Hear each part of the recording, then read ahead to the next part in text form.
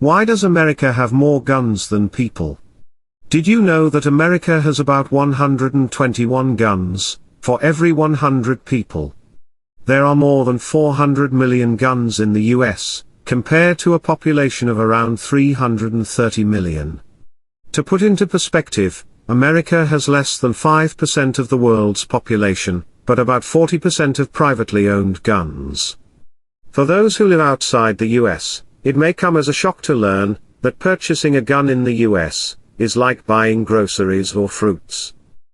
According to published reports, there are more gun dealers in the US than grocery stores, McDonald's, all coffee shops put together, and almost 6 times for every Starbucks shop. If you include manufacturers and importers, there are more gun dealers in the US than there are pharmacies or public schools.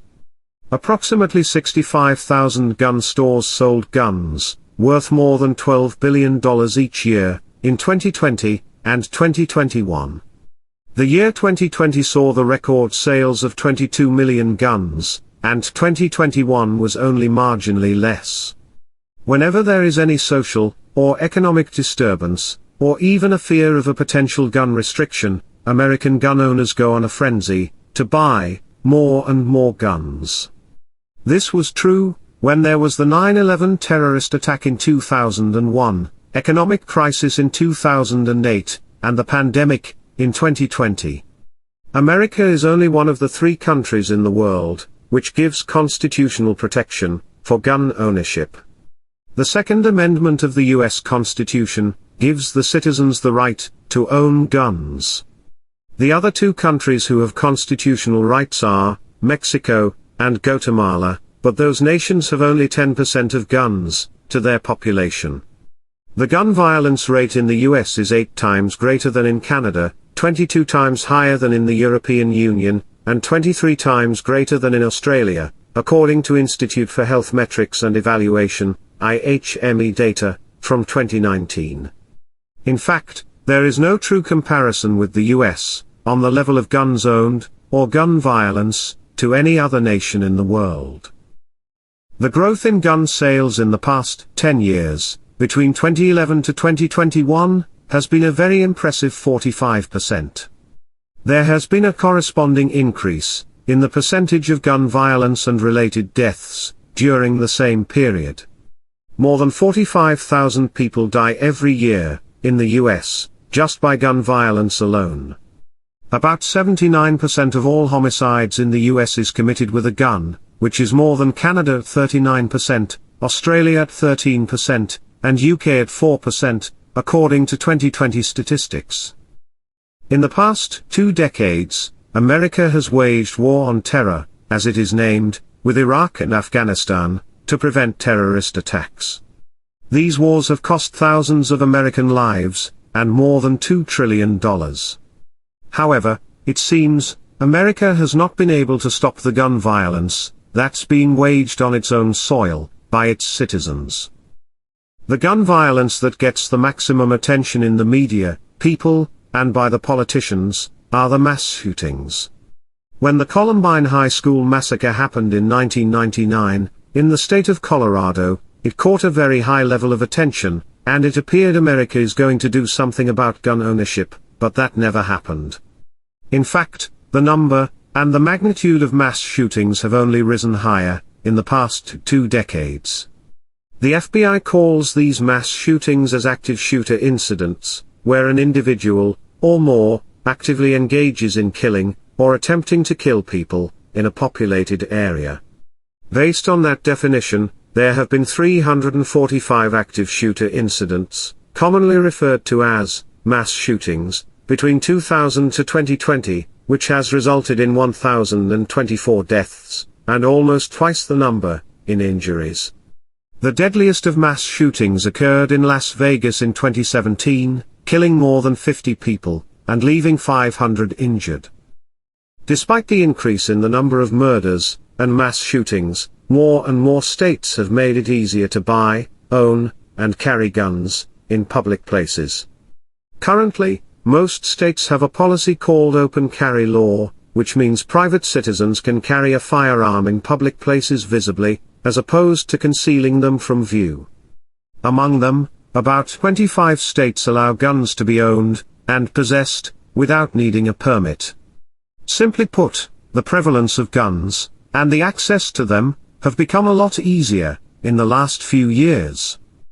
To the rest of the world, it may appear as an obvious choice to heavily restrict gun ownership of private citizens and have less violence. In fact, that's what we see in other parts of the world. However, in the United States, gun ownership is a very sensitive topic, and what appears instinctively obvious is not so, from the American perspective. Any law relating to gun ownership or its restrictions is a political issue that takes center stage in many local, statewide, and presidential elections. In fact, many elections are won or lost based on the position that the candidate takes on gun laws. The issue of gun control is split heavily on the party lines. According to Gallup polling agency, 91% of Democrats and about 24% of Republicans support higher gun control. The independent voters are split almost evenly. So, the Republican Party, by and large, takes a strong stand against putting any new restrictions. In fact, it's very difficult for any Republican to win a primary with open support to new gun laws. Presidents elected from the Democratic Party have promised greater gun restrictions, but nobody really has achieved much.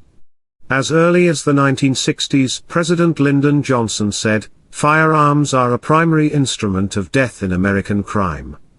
He wanted to bring greater control on gun ownership, but failed.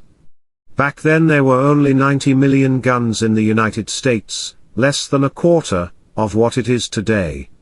In the past 30 years, the most significant gun law was passed under President Bill Clinton, in 1993, called Brady Act, which mandated federal background checks on firearm buyers in the U.S. Why is it so hard to pass gun restrictions? The groups that support gun restrictions have spent far less money than those groups which oppose any new restrictions for many decades. In the U.S. politics, money plays a big role in spreading their message through media, marketing, and also to lobby the U.S. Congress. Though there are several groups which lobby for gun rights, or prevention of any new regulation on gun ownership, the biggest and powerful gun lobby is the National Rifle Association, or NRA. The NRA has seen many financial troubles, but they have still been able to influence the House and the Senate of the U.S. Congress on gun policy. Even then, you may say, the American public have to live with gun violence on a constant basis. Why aren't Americans overwhelmingly against private gun ownership? It appears, Americans don't connect the increase in the availability of guns with the increase in gun violence. Or, they have become desensitized to these mass shootings or gun violence, in general. In fact, even among those who advocate for higher gun restrictions, there are about 20% of them who own guns. There are many historical and logical reasons for the difficulty in bringing greater gun restrictions within the United States.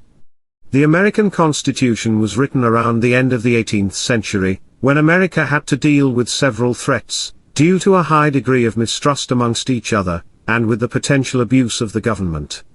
This became a logical reason for the right for individual citizens to bear firearms, as a means to prevent the overbearing of the government against its own citizens, like what the British imperialists were doing to the United States people. There were also threats from animals for farmers, and they needed to protect themselves and their property. Since there wasn't a strong police force back then, it became imperative for the citizens to protect themselves from any attack by armed groups. And then there were those who needed guns, who depended on hunting as a means of their living. You may ask the logical question, if those were the reasons back then to add the Second Amendment into the Constitution, what is the need now to continue with it?